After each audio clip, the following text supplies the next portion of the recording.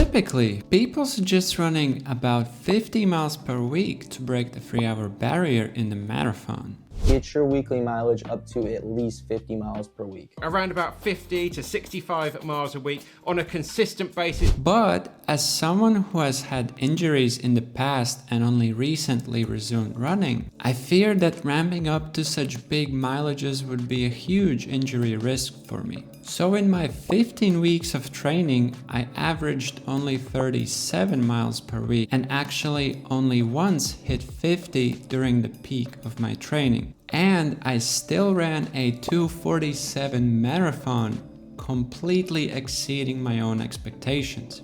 I will show you my exact training program, but first, let's check out how the race day went. The marathon took place in a beautiful European city, Kaunas in Lithuania. The city itself was quite hilly, so the course was mainly along the river valley. It was an out and back along the river for the first half, and then more or less an out and back in the other direction as well, with a bigger loop in sort of a rolling terrain foresty region. Oh, going back. Nope, another loop. And finally heading back, right? Psych, another loop. And finally back. And then just a final stretch back to the finish. The marathon isn't very huge, but there are plenty of people anyway, so it feels kind of cozy.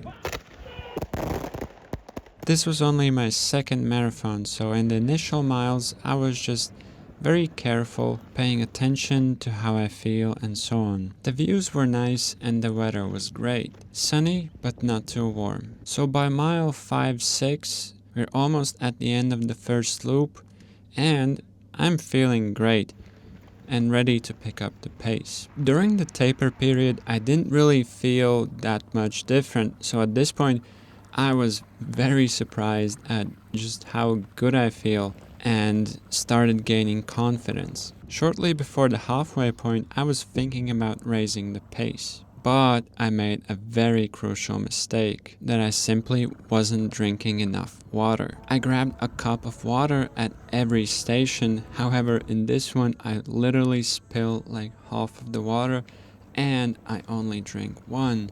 Before we check out how this plays out, there's one really important thing I want to tell you, and that is to please subscribe to the channel. I'm getting really close to 1,000 subscribers, at which point I could earn at least some money from the ads that YouTube puts on the videos anyway, and then invest this money back into these videos. So really, it's a win-win situation. Okay, back to the video. Recently, measuring my weight before and after training sessions, I've noticed that I can gain even up to 2 liters of liquid per hour in like slightly warm conditions at high intensity. So a cup of water every 3 to 5 miles definitely was not enough. Either way, at this point I'm still feeling great. I'm still catching people. It's past the halfway mark, so at this point there are only marathon runners, so it literally just feels like a fast weekend training session with the boys. But that didn't last very long. When I turned towards the rolling terrain forest, I was already starting to feel the first signs of fatigue. At this point, everything is still kind of okay, but every next kilometer is getting more and more difficult. And even though you can't really see the slight elevation changes here, they definitely made a difference in my legs. And around 5 miles from the finish, I basically hit a brick wall. My pace was dropping literally by the minute, and even though the effort felt exactly the same, I just could not raise the pace anymore. So yeah, last 4 or 5 miles were literally just a fight for survival. And it definitely didn't help that the last 2 miles were in a pretty strong headwind. Yeah, I don't even want to remember how I felt. Despite the setback, I made it to the finish line in 2 hours, 47 minutes and 13 seconds and placed 21st overall. So, after watching this, you might be thinking about two things. First one, if you were not drinking enough water, but you didn't want to stop at the feed stations to drink more, why didn't you just give water bottles to your friend who was cycling along for the whole race? I just didn't think of that. And the second thing is, where is that damn training program? Well, here it is. It was 15 weeks long, split in blocks of 3 to 4 progressively harder weeks, followed by an easier week, and 2 weeks of taper at the end. The easy weeks followed exactly the same structure as regular weeks, just that the intervals were much easier and shorter, and the total volume was a bit lower. In total, I was training 5 days per week, and structure-wise, literally every week was the same. An easy run on Tuesdays, strength training on Wednesdays, a speed session on Thursdays, marathon-specific training on Saturday, and a long run on Sundays. And there were some strides and short sprints sprinkled here and there. My longest long run was 2 hours, 45 minutes long, and the hardest marathon-specific intervals were 4 times 5 kilometers at marathon pace. As you can tell, there's nothing extraordinary or fancy about my training program.